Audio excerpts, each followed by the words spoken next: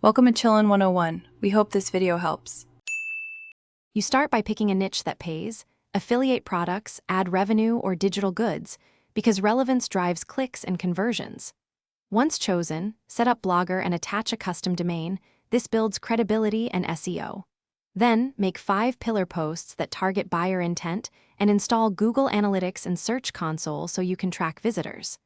Also add an email capture form.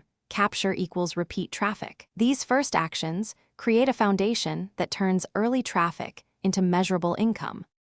Once you have the foundation, you focus on consistent content and SEO. This is where volume meets quality.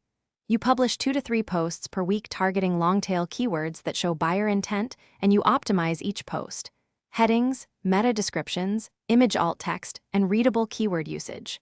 Make internal links to boost crawling and use social syndication plus targeted outreach to earn backlinks.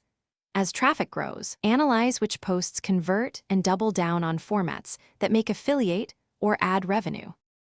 Now convert visits into cash. Apply for AdSense, insert affiliate links contextually, and offer a small paid product or lead magnet to collect emails.